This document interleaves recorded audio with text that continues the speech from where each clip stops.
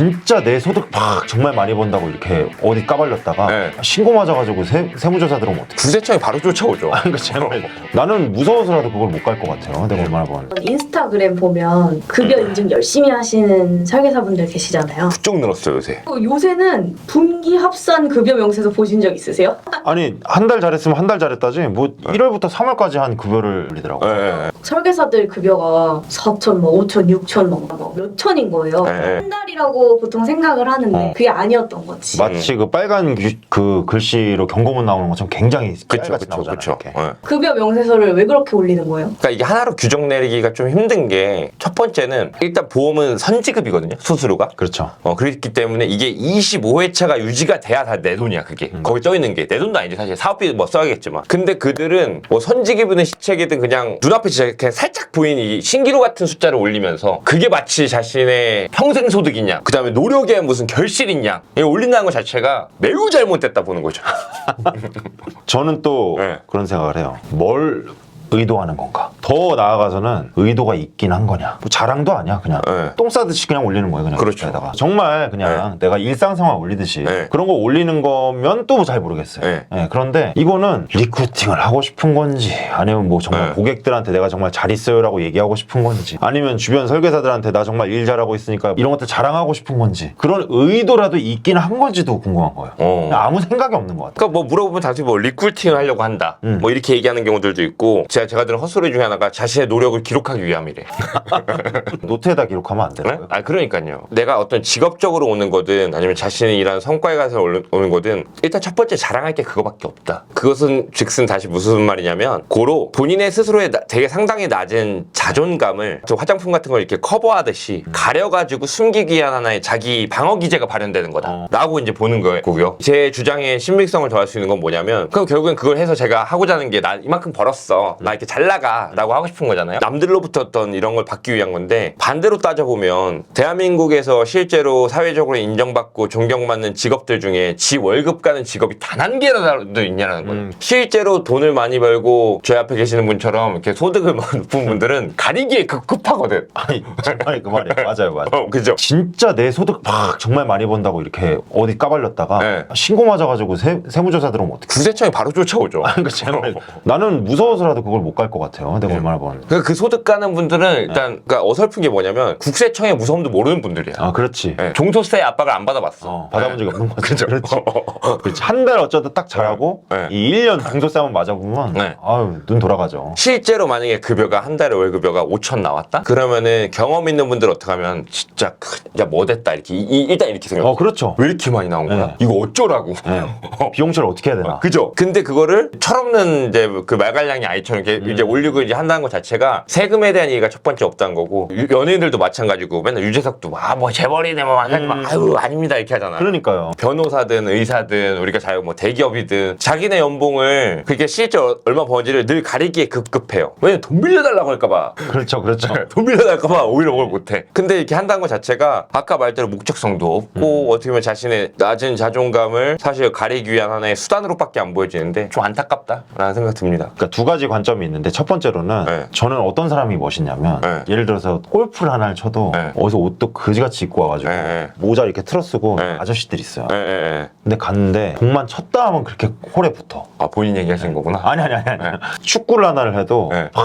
막 양말 신고 어디 운동화 좋은 거 사고 막 장비부터 어. 신는 게 아니라 네. 옷은 그지같이 입어도 네. 신발도 어디서 주워온 거 같은 거 신고 네. 해도 네. 정말 이렇게 멋있게 운동하시는 분들 있거든요. 저는 이제 그런 게 좀 멋있는 것 같아요. 저는 일부러 더 거지같이 입고 다녀요. 네. 이거보다 조금 더 돋보려면 얼마나 거지같이 입어야 될까 네. 이걸 생각하면서 네. 조금 더 그렇게 하는 경향도 있는데, 어쨌든 이제 그런 부분들이 좀 네. 아쉽죠. 그쵸. 그렇게 하면서 이제 SNS에 목매는 분들 되게 많단 말이에요. 네. 자, 예를 들어서 급여를 막 1,700, 막 2,000, 막 이렇게 3,000 이렇게 네. 번다고 올렸어요. 네. 근데 현실은 시궁창이야.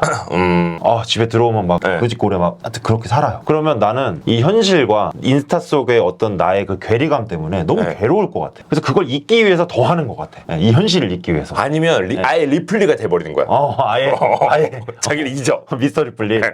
SNS에 막 엄청 인생에 몰두하는 분들도 보면 이거는 좀 옳고 그름의 문제는 아닌 것 같아요. 네. 나름의 문제인 것 같은데, 예를 예를 들면 제가 무슨 설계사분이 계시더라고요. 네. 그분은 잘 모르겠지만 저 그분 인스타를 보면 되게 좋다라는 느낌을 받아요. 왜냐면 그분은 인스타에 늘 고객들을 만나는 사진을 올려요. 그러니까 고객들을 자기 자랑하는 거예요. 예. 그리고 개척하시는 거 이런 거 올리거든요. 근데 이거 말고 그냥 인스타에 하루 종일 목매는 사람들 있잖아요. 막 내가 스토리 올리면 0.1초 만에 좋아요 누르는 사람. 좋아요 눌러고. 네, 소름 돋아. 내 업로드 버튼보다 이 사람 좋아요가 더 빨리 눌린 것 같아. 날 보고 있었나? 그죠? 그런 분들 좀 어떻게 생각하세요? SNS가 자신의 삶의 전부가 돼버린 분들. 네. 저희 조직은 이제 3040의 여성분들로 네. 이제 많이 이루어져 있다가 최근에는 이제 남자분들이 굉장히 많이 늘어났는데 네. 이제 여성분들이랑 있다 보니까 그 자녀분들 얘기를 좀 많이 하게 돼요. 근데 이제 이렇게 얘기하면 좀 그렇지만 네. 자녀들한테 우리 게임하지 말라고. 너는 도대체 네. 게임 세상 속에 빠져가지고 도대체 뭘 하는 거냐고. 그 얘기를 할 자격도 없다. 아, 그죠. 지주 맨날 이거 잡고 있으니까. 이거 잡고 있으니까. 어. 핸드폰 붙잡고 있으니까. 네. 그러니까 SNS 요새 어떻게 보면 이게 필수 불가결한 어떻게 보면 해야만 하는 것들이 돼서 우리도 지금 이렇게 하고 있고 그렇죠. 진짜 성향에는 안 맞지만 그리고 어느 정도 어필 포인트도 필요하고 뭐 어떤 분들은 아이의 뭐 커가는 걸 기록하기 위해서 하는 분들도 있다고는 하지만 훌륭한 설계사가 되기 위해서는 진짜 해야 될 건 많거든요. 그 핸드폰을 붙잡고 있을 시간이 많이 없다고 생각해요. 특히 관리자는 더 하고. 근데 하루 종일 남의 스토리 계속 보고 좋아요 누르고 그다음 본인 거 계속 올리고 뭐 이렇게 그러니까 하루 종일 인스타에 좀 빠져 사는 분들 같은 경우는 자녀분들한테 게임하지 마라 소리 할 자격이 없다. 사실 그거보다 더 중요한 일들에 좀 집중하면 좋겠다. 우리는 우리 스스로를 홍보하기 위해서 인스타를 해야 된다. 네. 일주일에 2개씩 올리자고 하는 네. 지 몇 달이 지났는데 그것도 우리는 지키고 있잖아요. 지금. 만원빵 했잖아요. 그래서 올리긴 올려 우리도. 올리긴 근데 남의 거 좋아요는 진짜 드럽게 안 누르니까 내 좋아요가 안 눌려. 안 눌려. 사람들 관심이 없더라고. 그죠? 그럼 더 좋은 컨텐츠로 이제 계속 올리면 그래도 눌린대요. 그렇죠. GD 안 누르잖아요. 설계사든 특히 관리자들이 서로 어느 정도 하는 건 필요하지만 그것보다 더 중요한 본연의 일을 하는 것이 더 중요하다라는 생각을 해봅니다. GA를 알아보시는 설계사들, GA로 가려고 하시는 분들, 네. 그리고 내가 있는 곳이 음. 너무 답답해서 다른 데를 이제 알아보시는 분들이 계실 거 아니에요. 그러신 분들한테 이것만은 좀 알아보고 가라. 하나씩만 좀 말해주시면 좋을 것 같아요. 저는 한 가지 말하기 전에 전제 조건은 일단은 딴 데를 이직하고자 하시는 분들 있잖아요. 문제가 나는 아닌가? 라는 생각을 먼저 해봐야 될 것 같아. 두 번째 이제 그게 아닌데 이제 아무리 봐도 이건 내 문제는 아니야.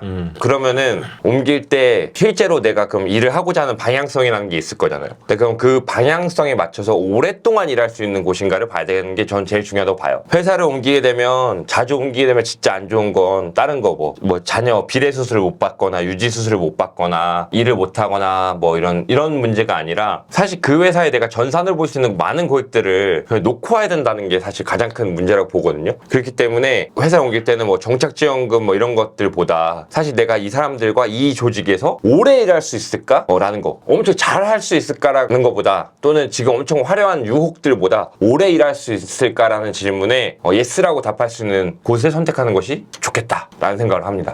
저는 한편으로는 와서 교육도 좀 받아봤으면 좋겠어. 정말 일하는 것도 좀 보고 진짜 그랬으면 좋겠는 게 저는 요새 네. 사람들 만나가지고 이제 우리 사무실에서 일하는 이런 직무 설명을 하잖아요. 예. 점점 가면 갈수록 힘을 빼게 돼요, 제가. 그죠? 그러니까 예전에는 이것도 해줄 수 있고 저것도 해줄 수 있고 저것도 해줄 수 있고 심지어는 저것도 해줄 수 있어 이렇게 얘기를 했었는데 네. 이제는 무슨 생각이 드냐면 네. 내가 이거를 해줄 수는 있나. 그리고 설사 그걸 정말 해준다고 해서 그걸 믿고 이 사람이 인생이 여기로 옮겨왔는데 내가 그걸 못 지켜주면 어떡하지? 이런 생각도 있어서 저 요새는 점점 가면 갈수록 힘을 빼게 되는데 네. 그럼 반대로 어딘가를 이직을 고민하는 후보자 입장에서도 무슨 생각을 하냐면 너무 보여지는 것에 집착하지 않았으면 좋겠다. 그게 그죠. 돈이던 뭐 DB가 됐던 네. 사무실 환경이 됐던 그렇다고 저희 사무실 환경이 안 좋다라는 게 아니에요. 나도 갖출 만큼 갖췄어. 기가 막히죠. 네, 기가 막히지. 어디 호텔에서 일하더만. 아니 호텔까지는 아니지만 그래도 네. 그게 선택 조건이 아니었으면 좋겠는 거예요. 내가 여기서 정말 오래 일을 할 수 있을까?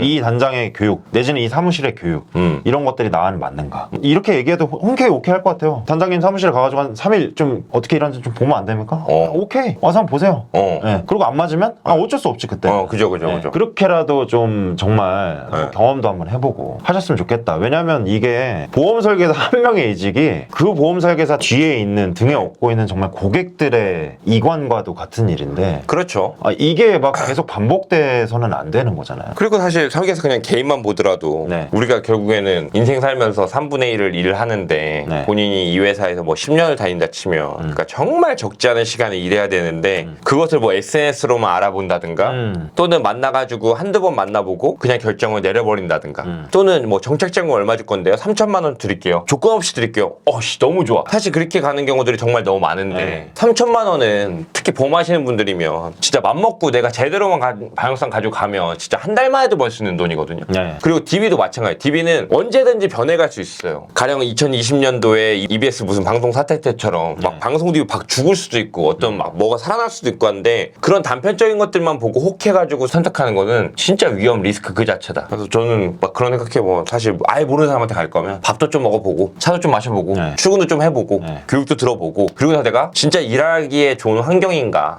이것을 좀 판단해보고 이직을 하면 좋겠다. 최근에 들었던 충격적인 얘기는 이제 원수사에서 그런 얘기도 하더라고요. 몇천 받을 거 아니면 가는 거 아니라고. 그리고 심지어는 어떻게까지도 얘기를 하냐면 GA는 가서 몇 년에 한 번씩 몇천 받고 이직하면 그게 남는 거라고. 막 이렇게 얘기하는 분들도 계시더라고요. 그거 어느 대 누구 대가리에서 나오는 제가 누구 머릿속에서 그런 말을 만들어낸지 모르겠고 네. 또 심지어는 그런 말을 언급하는 그 인간은 이 업계의 이 수수료나 내지는 이 설계사들이 수수료를 어떻게 받는지 그리고 뭐 네. 정착지원금은 도대체 어디서 나오는 건지 뭐 이런 것들도 알고는 얘기를 하는 건지 네, 이런 그쵸. 것도 한번 반문하고 싶고요. 선무당이 사람 잡는다고 그런 선무당이 안 됐으면 좋겠고 또 누군가가 이직한다고 했을 때 그런 선무당처럼 함부로 조언도 안 했으면 좋겠고 맞아요. 본인의 선택에 책임을 지는 것이 생각보다 GA 이직이라는 것은 혹독하기 때문에 좀 충분히 알아보시고 하셨으면 좋겠다 라는 생각합니다. I don't ever slow up, no I don't take shit. I got no love for the fakeness. If you wanna play tough and wanna hate this, I'll always show up. I don't ever slow up, no I don't take shit. I got no love for the fakeness. If you wanna play tough